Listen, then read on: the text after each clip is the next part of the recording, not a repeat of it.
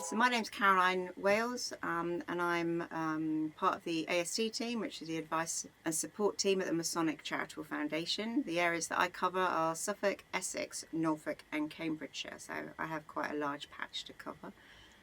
Hi, I'm Linda. I cover the Surrey, Middlesex, Berkshire and West Kent areas. I'm also an advisor on the advice and support team. And hi, I'm Emma Ryder. I'm the advice and support team leader at the Masonic Charitable Foundation, and I support the advisors in their roles.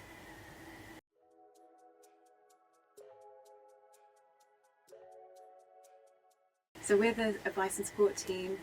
We provide confidential information, advice and support to Freemasons and their families, and we provide advice on a range of different issues. Yeah, it is quite a wide range of issues, isn't it? We're in a really privileged position that we have a team of advisors that have got a wealth of knowledge about all sorts of different areas, ranging from social care, benefits, all sorts of different things that, we can give really good advice and support on. And if there's something that, your own advisor in your own province doesn't know about, then there's always somebody in our team that we can go to get more information. So yeah, we are, without bigging ourselves up, we are a unique team of, advisors that have a wealth of information. Yeah, and we cover all of England and Wales, so we cover across all Masonic provinces as well. We've really got that local knowledge. We work quite closely, don't we, with our visiting volunteers. They go out and do, some of the more routine visits and, application form filling for us, which leaves us the complex cases that really need that in-depth support and knowledge given to them. But yeah, we work very closely with our visiting volunteers that, they do a great job in supporting us in our role.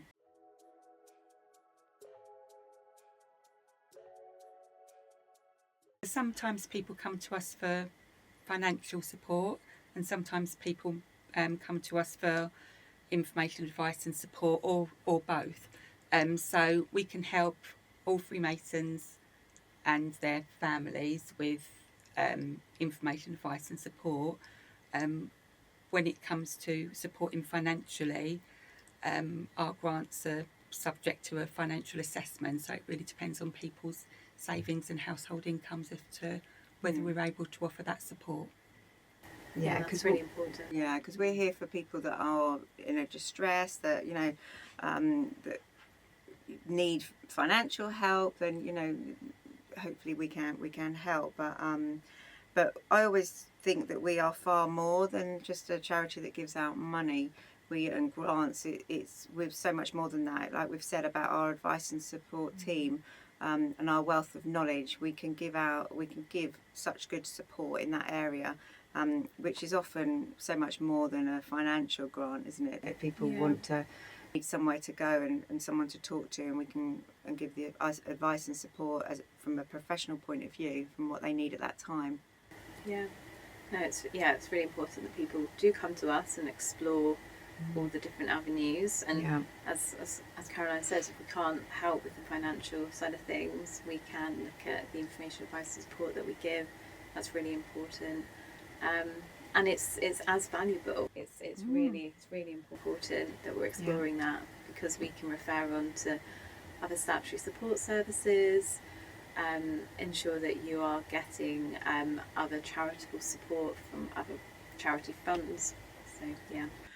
There's never, 2 days are never the same in our role, are they? Never. You never know when you're going to pick that phone up what it's going to be about normally. And every time we get a new commission through, it can, be about anything. So I find that quite exciting about our role, the fact that it isn't mundane. It's every day is very different. And yeah, it's a unique job actually. I can't think of any other job that you could do that's quite like ours. Yeah, you literally go in with one thing on your mind, and then you're literally looking for other things to support with. Yeah, with home visits. Yeah. We can be commissioned to do, like a benefits application or a benefits check for somebody, and we get round to the home, and when you've got eyes on, you can then see that they need support for other things. And yeah, a visit for one thing, like Emma was saying, can end up being, 6 different things that we're doing for somebody. So we always make sure that we look at the whole situation for a family, and support the best way that we can. Especially for pensioners, you might be looking, at their mobility needs. You might be seeing sort of going in and having a look at their bathroom just to make sure that actually meets their needs. And at that point, you might be referring on to an occupational therapist. So it's just ensuring that we are there, sort of looking at, holistically at their needs and seeing what support they might need, and ensuring that we're referring on to the sort of statutory support services and making sure that they are getting everything they're entitled to ensure that they have their independence and their quality of life as well. So it's really important. And that brings us nicely onto benefits checks, doesn't it? Which is something that we're all really passionate about in our team, is maximising income, because there's so many people out there that aren't claiming the benefits that they're entitled to, for various different reasons, especially with pensioners. They're not aware of what they're entitled to, or they've seen things on the news, and certainly with pension credit, and they've seen that, their income's slightly more than what it should be. But that, call us, let us do a proper benefits check for you, just so that once and for all that you're not missing out on something that could make a massive difference to your daily life, really. And the other thing that we find, don't we, Linda, is the fact that disability benefits, again, certainly for pensioners, people don't quite understand that system, and that's where our expertise can come in. We know if you would be entitled to a disability benefit, and we can help with those forms. We can complete that for you and take away that that horrible stress of filling out a 45-page form. That's what we're there for, and we've had great success, haven't we, Emma, on maximising incomes recently? Yeah, a massive success. So we're actually starting to record what we're doing as a team.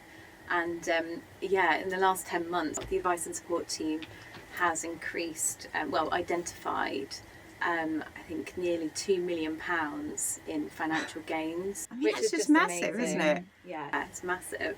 Unbelievable. And I think a lot of pensioners don't realise that it's disability benefits, and working age people, it's not means tested. Exactly, So that's often a common misconception too. And I think it can be quite scary, the whole benefit system, and you've had people that get to 80 years old and older, and they've never claimed anything in their lives, and it's a horrible situation, a scary situation to be in, and not knowing what to do. And that's where we are the experts on that, and that's where we kick in, and we can do that, and we can offer that support and get things sorted out really, really quickly. Because the benefit system, it is very complex. It is, and people feel very overwhelmed by it. They've never claimed anything before, and they just need sort of that helping hand, and that's what we're here for. We're here to do those benefit checks. You're not alone in doing those things. It's really important for us to actually support with that. And if people are able to, then we give them the tools to do that. But yeah, it's really important that we're sort of there supporting that person through that journey and enable them to maximise their income. I think we meet people where they are, so if they're able to complete a benefits application on their own, or if they need a bit of support, then we can put in as much support as we need to, can't we? Yeah, absolutely. But the thing that we find so upsetting as advisors is when we go out to see somebody and we realise they could have actually claimed a benefit many months ago, if not years ago, and they've been missing out financially on all of that support. And some benefits, certainly pension credit, for instance, is a we call it a gateway benefit, and it can open up doors to other things, like a massive reduction in your council tax, all other benefits. So it's worth exploring. It's worth getting an expert round just to check to make sure you're not missing out, because, like I say, it's a gateway benefit, pension credit, and there's thousands, if not millions, I think the latest stats were, of pensioners missing out on pension credit. Yeah, and it can really open up the doors for council tax reduction, housing benefit, those kind of things really take you over into that sort of threshold and maximise your income to the best possible way. So yeah, it's really important.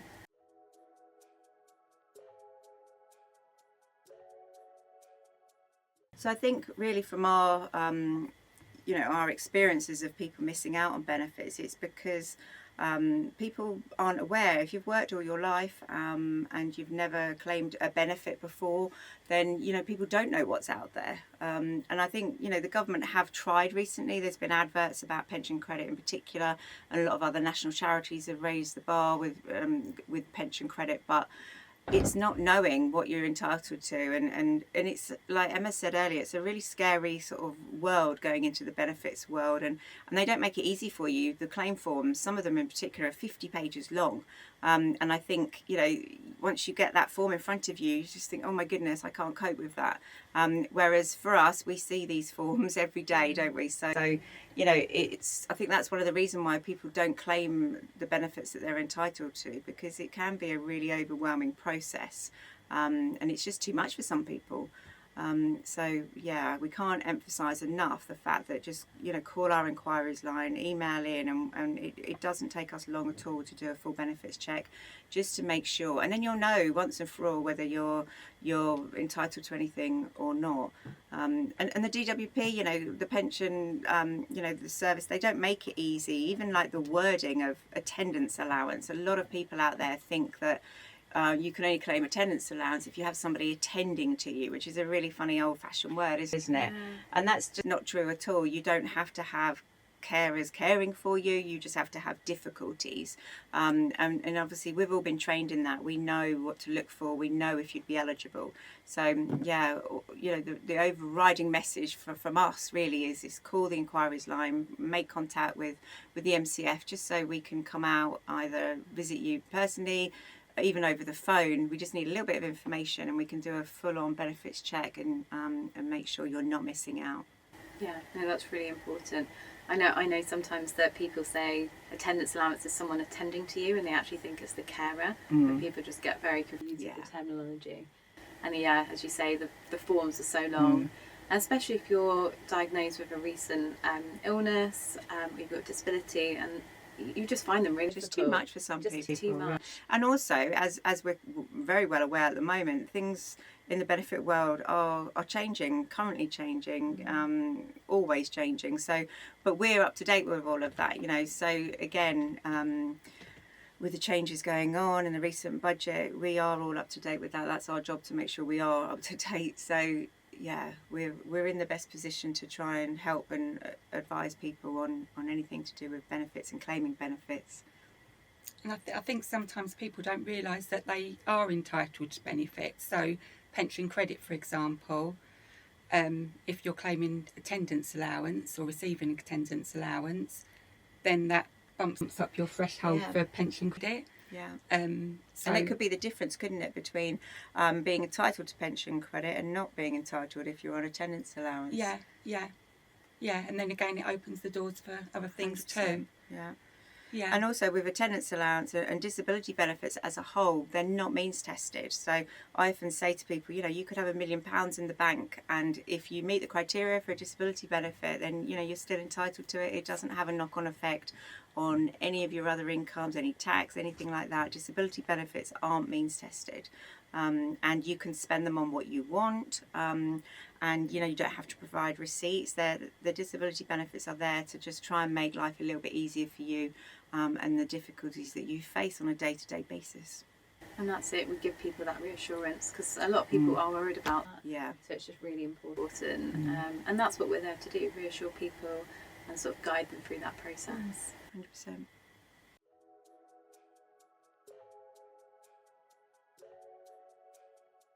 So anyone that needs our support should contact our inquiries team. So the number is 0800 035 6090. So you reach our inquiries team, who will take some information from you, get some more details, and then they will then refer to your advisor in your area, and then we can give some advice, do benefits checks depending on obviously what your needs are. And there's other ways to make contact as well, through the Lodge Alumni. People can have conversations with them, Almoners should be quite up to date in what the AST team can offer, and they can give you the numbers, they can give you the emails, they can, you know, signpost you to our website as well. And often we get almoners calling in on behalf of people to our inquiries line. That can work as well.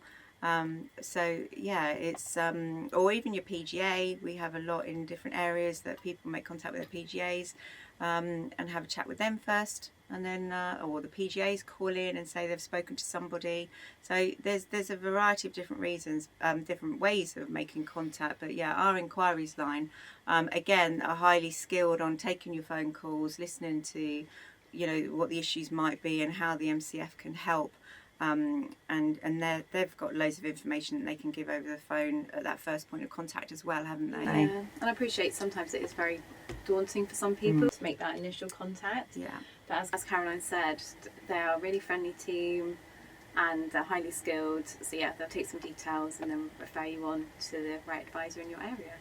Yeah, you can also contact our inquiries team through help@ncf.org.uk.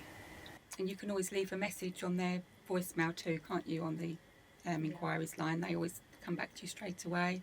And obviously we're got a massive social media platform, various different things, Instagram, Facebook, and it's really current. There's all sorts of different posts going on a daily basis, so you can always reach out on our social media platforms as well.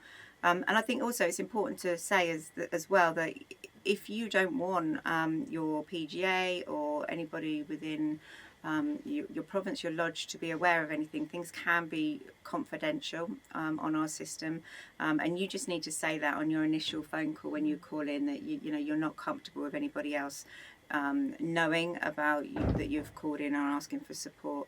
So yeah, we really don't want people to worry about that, do we?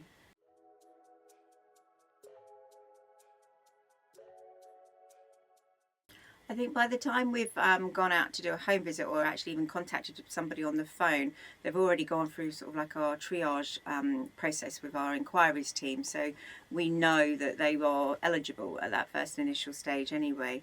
But really for home visits, we have an application form to complete. And there's certain documents, certain income documents that we have to see and record. But also for us, just getting eyes on, and like we said earlier, when we're often commissioned to go into somebody's home for one reason, and it ends up being, we notice several different things that we are able to help people with, and that comes out normally in just a normal conversation, doesn't it? And we notice these different things. But we on a home visit, we go through our form, like I said, either electronically or a paper form. Ask you different questions. It's nothing too hard, is it? It's quite simple questions.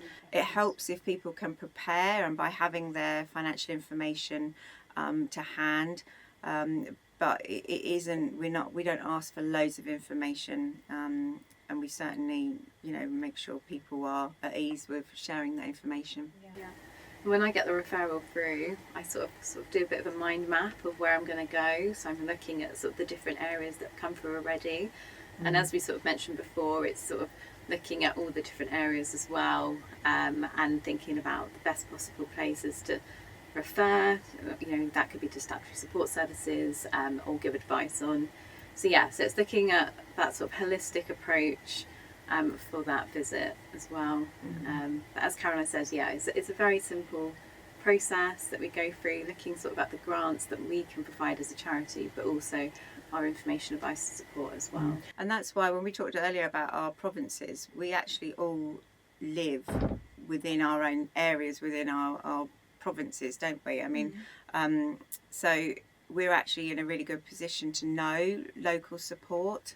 We can't know everything, obviously, and things change, but you know, it's actually good that we are located within a reasonable distance from the majority of our provinces. So that really helps actually when we're looking at local support to signpost people to, and even local authorities. Actually, they all work very differently, so that can be quite challenging sometimes. And you know how one local authority works, but then another one could work slightly different. So that's quite challenging for us, keeping on top of local information, but it's a big part of our role, isn't it? Yeah, we work with local charities. We work with our on We look at different grants. We go on the Turn to Us website as well, having a look at sort of local grants. So yeah, it's really important to sort of know that local knowledge and national knowledge as well, because sometimes we do cover each other as well. Yeah. And that's important. But we're skilled to sort of research into different areas as well.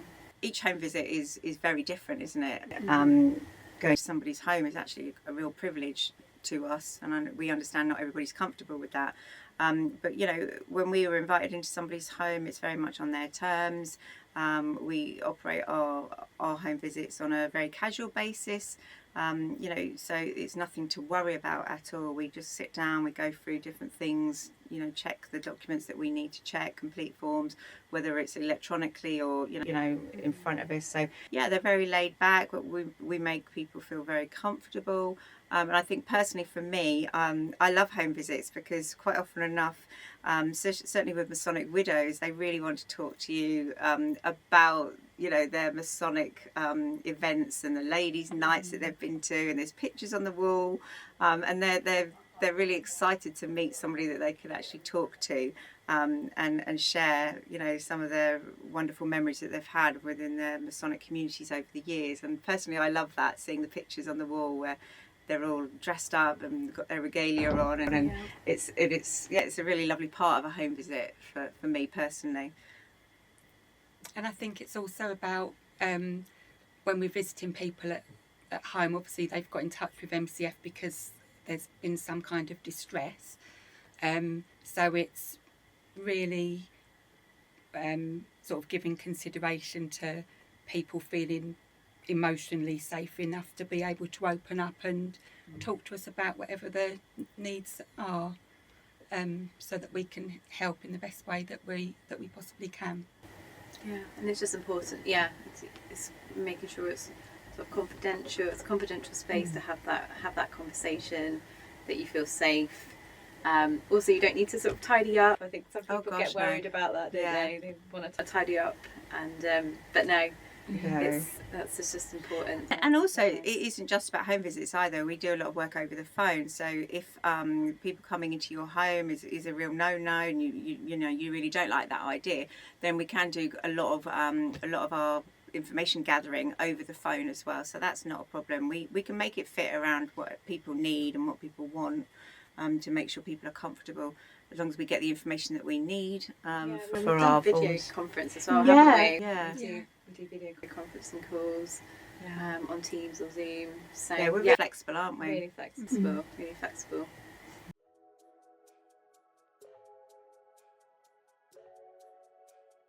I had one where I sort of maximise a widow's income.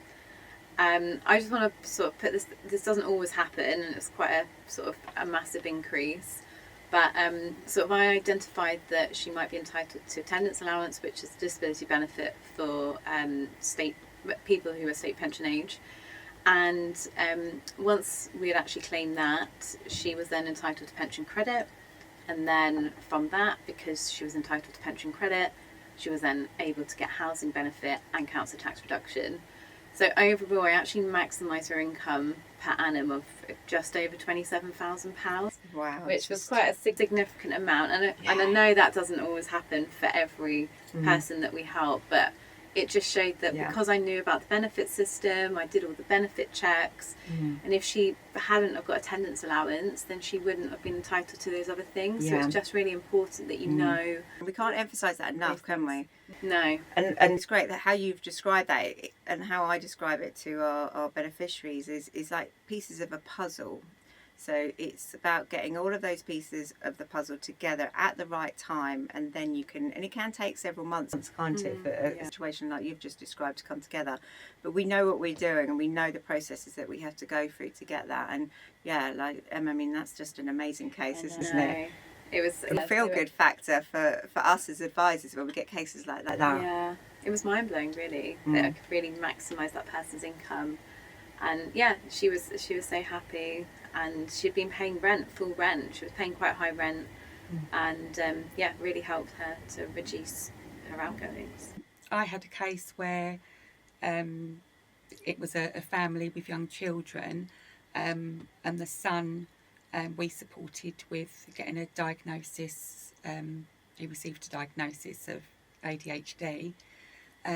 He went on to claim, or the parents went on to put in a claim for DLA, Disability Living Allowance. The dad was not working. He was unable to work for health reasons, and I supported him with his universal credit element of limited capability for work and work-related activity. So that's an extra payment within universal credit that you can receive. And he also was changing the rate of his own PIP as well, so having that reassessed too. So and I also think that they weren't claiming council tax support as well, because they didn't realise that you needed to claim council tax support separately to other benefits. So you don't claim that with universal credit, you claim council tax support via your local council. And this is what we mean about it being quite complicated, you know, and the average Joe Blog out there, you know, isn't going to have a massive knowledge of what to claim, when to claim. So, you know, what you've just said, Linda, you know, you came in and put all those pieces of the puzzle together, didn't you? Yeah, so they were pleased. Brilliant. Yeah. I think that's really important, because some benefit, if you claim some benefits, especially with my one actually, the son decided, because he was caring for his mother, he actually decided to claim carer's allowance. Yeah. And then I said, well, actually, you know, that will impact your mother's benefits. And then she won't actually be able to get housing benefit and council tax reduction. So it's really important to sort of know the benefit system, and then he had no idea, and then he cancelled the carer's allowance claim. So yeah, it's just really important to sort of know what you're claiming for, and that's why we're here to help, really. And I think some people at this family felt that you needed to have that piece of paper with your diagnosis on it for you to be able to claim the disability benefits. But you don't have to have a diagnosis. You just have to have the struggles. You need to sort of evidence. Yeah. Actually, that's a really good point, because you don't need to have a diagnosis to claim disability benefits and to get the support. It's about how your condition affects you. That is a really important point to stress, because there's lots of people out there with day-to-day horrific difficulties, and they don't necessarily have a diagnosis. So, you know, that's where we step in and advise people on that you know, it's okay, you don't need to have a diagnosis, it's enough to have a difficulty, and we're trained to complete the forms in such a way that that we can get that point across.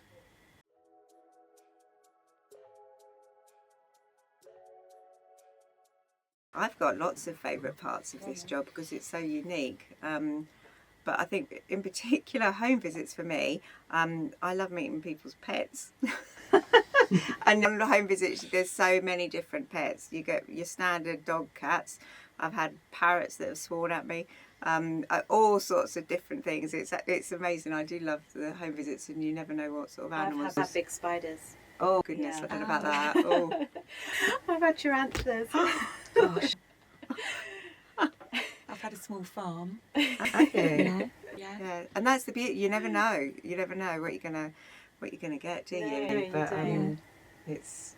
Yeah. But I think the other sort of more serious side of the job is when we can make such a difference, and the emotions that you get from people, the beneficiaries. You know, we have lots of people in tears, don't we? Yeah. Because they're so overwhelmed by the support and, you know, the practical support that they've had from us. And for advisors, that's really overwhelming for us, and it gives us a real sense of pride in what we do and who we work for, and just being able to help somebody. I mean, who doesn't love being able to help somebody?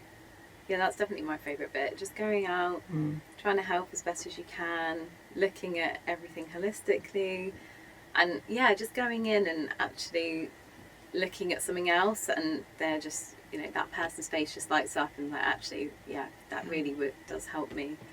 So yeah, I just think that's the best bit of the job, the difference you can make, and especially with this sort of maximising income that we've been sort of doing over the last 10 months and driving that. It's just, the figures are amazing, and the difference that we're making to individuals is massive. So yeah, no, that's the best bit for me. And my favourite part of the job is also to definitely the home visits, meeting people. Sometimes people are in, real distress, and being able to go and, hear their story, meet them where they are emotionally and allow them to feel heard and supported. I think, and seeing the tension sort of drop out of their shoulders as you're speaking to them, I think that's probably my most favourite part of the job. And also I really love it because I learn. I'm constantly learning in this job. So for me, I really love that too. I think it's feeling heard. I think so many people don't feel heard. They might have had very bad experiences with like healthcare professionals or social care professionals, and then we go in and they feel really listened to and supported. So I think that's really important. Or sometimes people don't know where to start. They're so overwhelmed, and then it's, you can help put a plan in place and sort of walk through those steps with them until they're at that stage where they're able to take those further steps on themselves. So that's nice to see too. Because that's the thing, we don't always need to do everything in one visit. It may be that we go back and do a couple of visits, because we don't want to overwhelm people. I think that's really important. And as Linda's saying, we need to meet them sort of at their level. It's all just done on a needs case by case, isn't it, really, and what people need and what time allows us as well. I think it's just important you're not alone, and just to reach out. I know that with Freemasonry, you join because you want to give, and you don't want to sort of accept help sometimes, and that's what we get that a lot, don't we? It is a struggle for people to ask for help. It is, but that's what we're here for.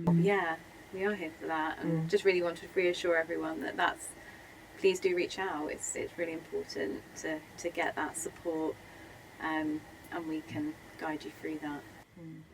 And plus, we're a lovely bunch of people that we all enjoy our jobs, and we're a lovely bunch. So don't be afraid to contact our inquiries team, definitely. But I think our overwhelming message and what we really want to come out of this is just to get people to call in, reach out, use us. That's what we're here for. The MCF is in a privileged situation where they have this team of specialist advisors that are wealth of knowledge. So we're here to be used. We're here to help and support. Please pick up that phone, drop us that email. Have a look on the website, see if you need any help and support from us, because that's what we're here for. And it's a privilege to help people when they're in very distressful situations. It's what we love to do, and we can make a massive difference to people. So please just pick that phone up, make that call, and reach out. Do reach out, give us a call, 0800 035 6090, or you can drop us an email, help@mcf.org.uk. But this has been really good. This is our first podcast, and we were nervous to start with, but I think we're on a roll now. So watch for the next one. Yes.